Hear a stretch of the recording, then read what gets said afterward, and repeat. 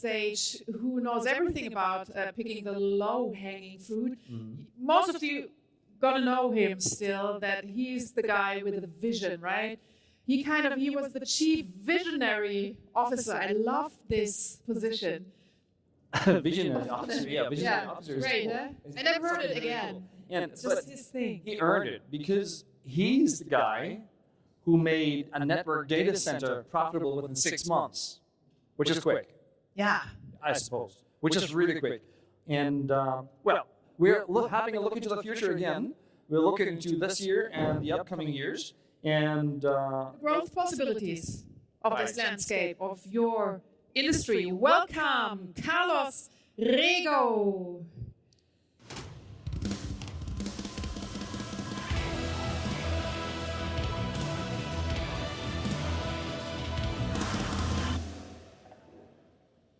Thank you. So the guy that they were talking so nicely about couldn't come, so I'm here instead. Thank you so much for joining me today. I want to tell you a little bit about us, but also talk a little bit about the landscape of the service provider in 2022. And where do we see the potential for growth? And also, where do you stand if you're a service provider still doing traditional monolithic hosting? Where do you stand today? So, myself, I'm the head of strategic development at Virtuozzo. Been in this industry for over 20 years. Was one of the co-founders of OnApp. I was its chief visionary officer. And of course, OnApp and Gelastic are now part of Virtuozzo. And why did we do this? So, Virtuozzo took a look into the market, and we understood the following, and this is not going to be a surprise for anybody here today, that there's tremendous amount of scale being put on the HSPs, CSPs, and MSPs by the hyperscalers. There's a lot of consolidation going on, some of them going to M&As, but there's this tremendous need to optimize their offerings and also optimize cost, density, and additional services in order to be able to compete with the hyperscalers. Because if you go tip to toe with the same exact product, there's little benefit that you can add to it. Now, there's also market pressures. So we saw a lot of consolidation in the hosting space, and that drove to a lot of our clients to come to us and say, look, I now have more sites to manage. I have more technologies to manage. How can I do all of this with one product? Shared hosting. No surprise to anyone here. There's a big shift towards application-based services. There's an application modernization, a real need for PaaS. So what did that mean to us? What did we do? We did exactly, as I said, this was Virtuozzo in the beginning. This is what we call Virtuozzo V1, and we focused and did very well in the infrastructure layer. We have our own Linux distribution. We have our own container technology. We manage KVM. And we make OpenStack actually usable, if you believe it. And of course, we have our own storage technology. But that wasn't enough. And some of the challenges that our customers were facing in needing to go up the stack, we needed more. And we did that by bringing in OnApp, and that gave us the additional orchestration layer that our clients required. They have more services to manage. They needed better orchestration, but also gave us the ability to manage additional hypervisors, such as VMware, for a true hybrid setup. And of course, we then brought in Gelastic, and that gave us the platform. As I said before, there's a move towards application modernization, a move towards PaaS. We needed to do something about it. Our clients were requiring it. So this is what we now call the new Virtuozzo V2. And the idea really is to go full circle and really be able to, to tackle all these issues that our clients were telling us, look, what do we do about this? Now, how does this help you add value? What does that mean to me, Carlos? Okay, that's great, that's Virtuozzo, but what does it mean to me? Well, simple. This is, of course, the cloud continuum, what we call it, and you're either doing shared hosting, or you're doing DPS hosting, or you're doing cloud, private cloud, hybrid cloud, multi-cloud. But the value really is up the stack. So if you're doing just traditional cloud, you're missing out because X is a service, app is a service, Kubernetes is a service. We all, again, I'm not saying anything groundbreaking here. This is the issue that all of you know. That's where the value is. And you really need to go up the stack. And what do I mean by that? I mean that infrastructure as a service is simply not enough.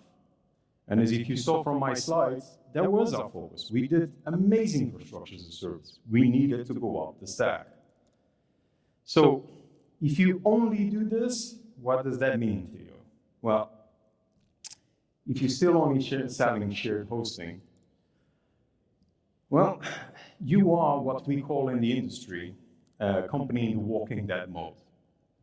This is not a term that I made up. This is a well-known term. And it is a company that refuses to change. And the main reason why I see a lot of people that come to me and say, well, Carlos, but I don't want to disrupt my current business. I'm afraid to change. What's going to happen to all my shared hosting accounts? Well, here's the thing. You are, either you like it or not, in a slow decline. You are fighting churn. So unless you move, and unless you do something and change towards new technologies, you are going to disrupt your current clients because they're going to leave.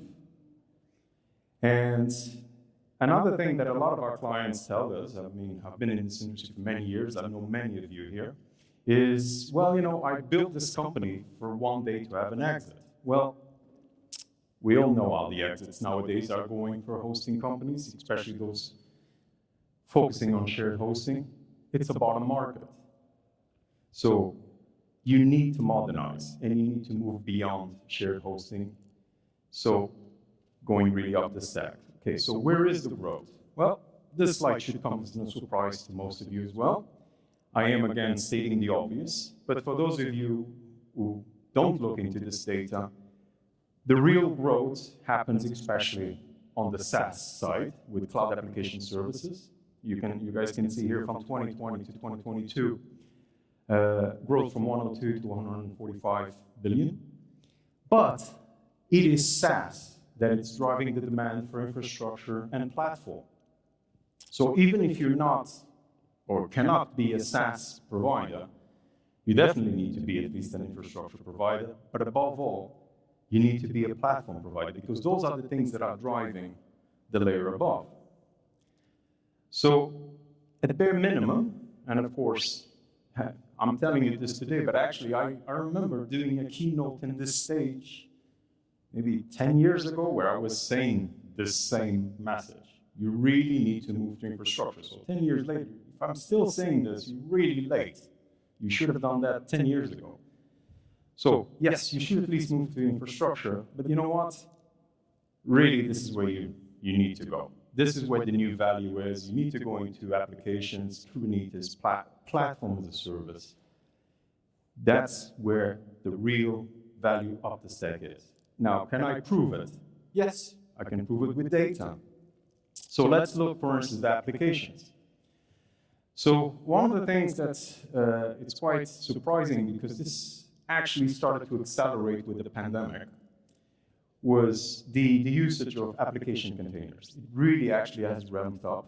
We're projecting, not we, the people much smarter than me, analysts are projecting a 24.8% compound annual growth rate between 2020 and 2025. And it's growing from about just under 3 billion in 2020 to over 8 billion in 2025. Now, what this is very interesting is two ways. One is, first, data shows that this is massively driven by accelerated IT initiatives or new IT initiatives. But the one thing that I loved this when I looked into this data that it really hit home was the where are these applications being deployed? And roughly 90% of the deployments are being deployed on sub 25 million a year vendors. So that's the majority of the people in this room.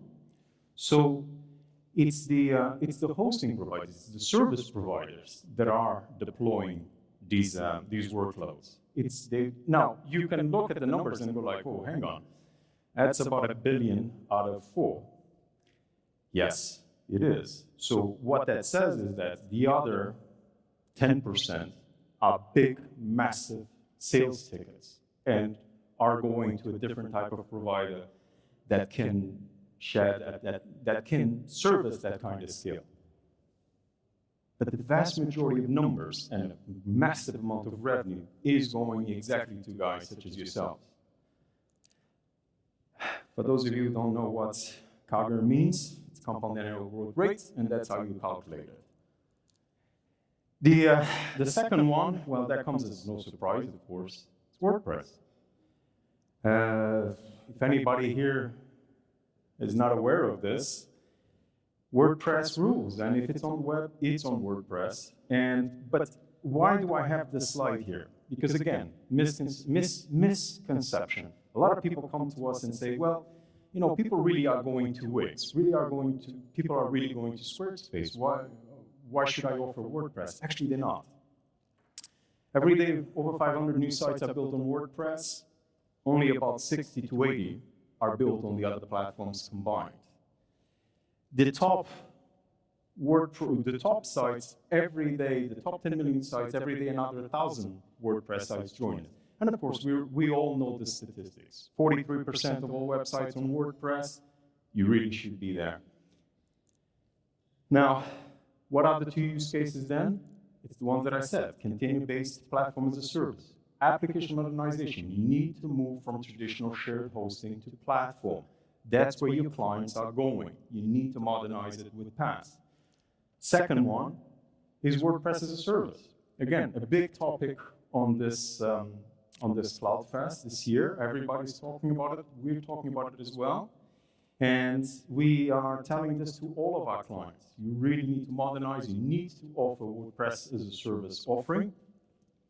Because, I mean, WordPress, the whole WordPress ecosystem, the numbers are staggering. It is slowly, not slowly, very fastly walking towards $1 trillion market with $635 billion by the end of 2021. It's growing 5% year on year, but actually the amount generated by those websites is growing more than the number of websites. So in a few years, we will see a $1 trillion WordPress economy.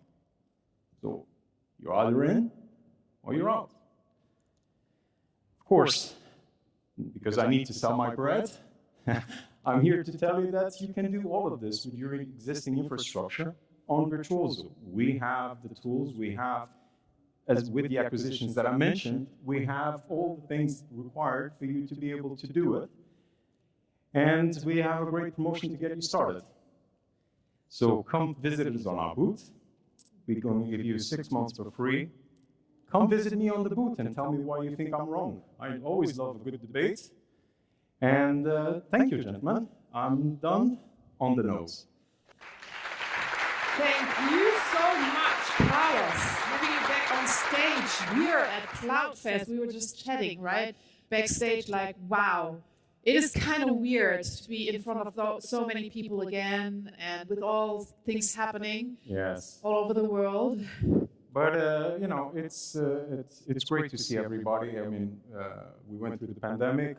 It was sad not to be able to come here and visit a lot of friends. But we're back, and it's like, you know, no time has gone. We're back, and you'll be back next year as well. Thank you so much, Carlos. Rego, Vice President of Strategic Development with Virtuozzo. Right.